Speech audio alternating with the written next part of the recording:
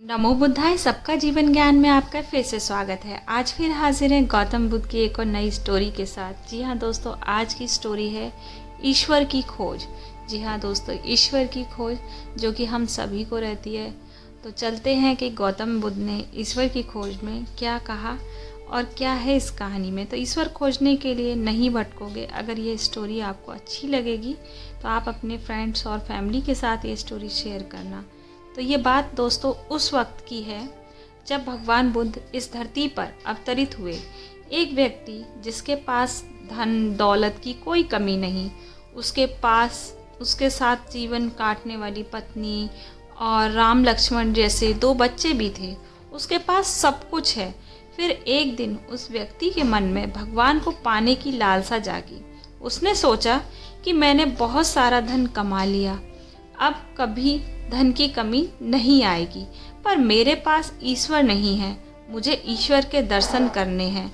उस व्यक्ति ने ईश्वर खोजने की ठान ली। फिर उसने कई सारे मंदिरों और धर्म स्थानों पर निर्माण करवाया, पर उसे ईश्वर के दर्शन नहीं हुए। फिर उसने दान पुण्य करना शुरू किया। उसने खजाने के कई सारा धन दान पुण्य में लगा दिया, फिर भी उसे ईश्वर नहीं मिले। फिर उस व्यक्ति ने सोचा कि अब मैं बड़े बड़े धामों में तीर्थ करूंगा। उस व्यक्ति ने कई तीर्थ स्थानों के दर्शन किए। ऐसे ही 20 साल गुजर गए, पर उस व्यक्ति को ईश्वर नहीं मिले। भगवान को पाने की कोशिश करते करते वो इंसान थक गया था और आखिरकार वो एक दिन महात्मा बुद्ध के पास गया और कहने लगा कि महात्मा, मैं 20 साल से ईश्वर की खोज कर रहा हूँ, पर मुझे ईश्वर कहीं नहीं मिले। क्या आप मुझे ईश्वर पाने का कोई मार्ग दिखा सकते हैं? उस व्यक्ति की बातें सुनकर महात्मा बुद्ध उससे पूछने लगे कि सुनो बालक, ईश्वर खोजना कोई बड़ी बात नहीं, वह तो बड़ी आसानी से मिल जाते हैं। अच्छा, तुम ये बताओ कि ईश्वर को खोजने के लिए तुमने क्या किया और कहाँ कहाँ खोजा? वह व्यक्ति बुद्ध को पूरी बात बताता है कि मैंने कई सारे मंदिर और धर्म स्थानों का निर्माण किया, दान पुण्य किया, कई सारे तीर्थ स्थानों के दर्शन किए, फिर भी मुझे ईश्वर नहीं मिले। महात्मा बुद्ध उसकी बातें सुनकर हंस पड़े और कहा, ठीक है, तुम्हें ईश्वर के दर्शन करने हैं ना, तो तुम शाम के वक्त मेरे पास आ जाना, तुम्हें ईश्वर मिल जाएंगे। वो सज्जन खुश होकर चला गया कि मुझे आज ईश्वर के दर्शन होंगे। फिर कुछ देर बाद संध्या होने को आई, पर महात्मा बुद्ध संध्या होने से पहले कुछ ढूंढने लगे। शिष्यों ने आकर पूछा कि गुरुजी, आप क्या ढूंढ रहे हैं? महात्मा बुद्ध ने बताया कि मेरे पास एक कीमती मोती था, परंतु वो कीमती मोती खो गया है, उसे ही ढूंढ रहा हूँ। महात्मा बुद्ध की बात सुनकर शिष्य भी उस मोती को ढूंढने में लग गए। सभी मोती को ढूंढ ही रहे थे।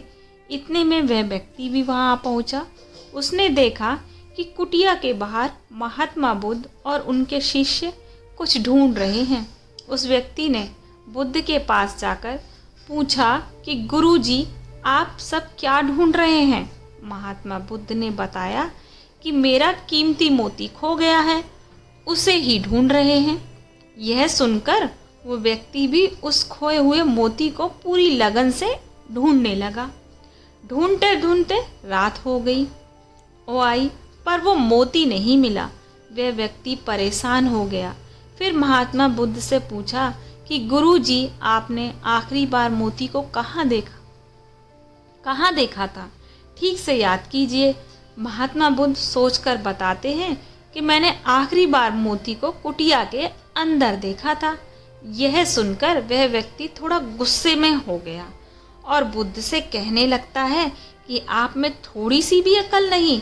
अगर मोती आप कुटिया के अंदर गुम हुआ है तो कुटिया के बाहर क्यों ढूंढ रहे हो? वो कोई बाहर थोड़ी मिलेगा, अंदर खोया है तो अंदर ही मिलेगा। आप सब व्यर्थ से मैं बाहर इधर उधर ढूंढ रहे हो।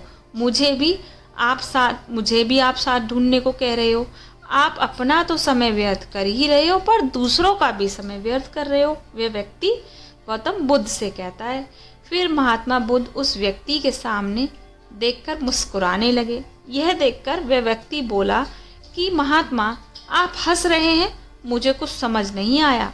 महात्मा बुद्ध बोले, वत्स, मैं तुम्हें यहाँ बुलाकर यही तो समझाना चाहता हूँ कि जिस ईश्वर को तुम 20 सालों से बिना सोचे समझे इधर उधर ढूंढ रहे हो, इधर उधर खोज रहे हो, वो तो तुम्हारी अंदर की कुटिया में है। तो ईश्वर कभी खोजने से नहीं मिलते, उसके लिए तन मन पवित्र होना चाहिए, तभी ईश्वर के दर्शन होते हैं। अगर तुम ईश्वर के सच्चे दर्शन करना चाहते हो तो इधर उधर भटकना छोड़कर अपने अंतरात्मा में ध्यान लगाओ। ईश्वर तुम्हें वहीं मिलेंगे।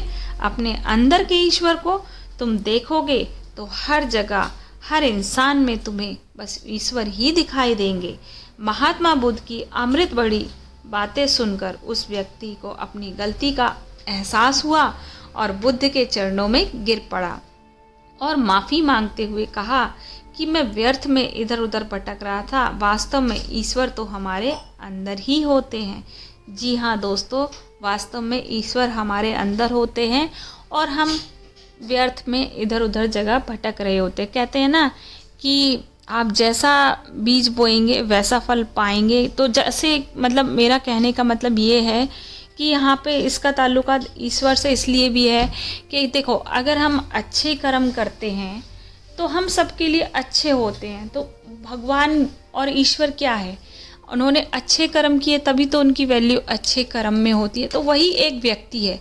व्यक्ति भी जब महान कार्य करता है, किसी गरीब की सेवा करता है, किसी निर्धन की सेवा करता है, किसी बीमार व्यक्ति की सेवा करता है, या किसी के पास घर नहीं है, तो वो जिसकी सेवा करता है ना, जिसकी हेल्प करता है, जो अच्छा व्यक्ति करने वाला होता है ना, तो वो उस व्यक्ति की नज़र में, जिसकी मदद की गई है, उसकी नज़र में वो भगवान होता है। जी हाँ दोस्तों, तो भगवान कहीं नहीं है। भगवान, हम अगर अच्छा नेक कार्य कर्म करते हैं, अच्छी राह पे चलते हैं, तो लोगों की नज़रों में एक मामूली इंसान भी भगवान से कम नहीं होता। बस उसका कर्म अच्छा होना चाहिए। जी हाँ दोस्तों, कर्म अच्छा होगा तो स्वयं हमारे अंदर, हमारे अंतरात्मा, हमारा मन, हमारा ध्यान सब कुछ एकाग्रत होगा। हम किसी से झूठ नहीं बोलेंगे, निर्धन की सहायता करेंगे, गरीब की सहायता करेंगे, तो यही हमारे अच्छे कर्म हैं और ये किसी भगवान के से कम नहीं होते। तो यही है मेरा दोस्तों। तो आपको कैसी लगी ये कहानी कमेंट बॉक्स में ज़रूर बताना और कमेंट भी करना। अपने फ्रेंड्स और फैमिली के साथ ये कहानी शेयर करना, और हो सके आप किस तरह की कहानी सुनना चाहते हैं इसके लिए भी आप मुझे कमेंट करना, जिससे कि मैं उस तरह की कहानी आगे लेकर आ सकूं। और आपसे इसी कहानी के साथ विराम करती हूँ। बुद्धं शरणं गच्छामि, धम्मं शरणं गच्छामि, नमो बुद्धाय।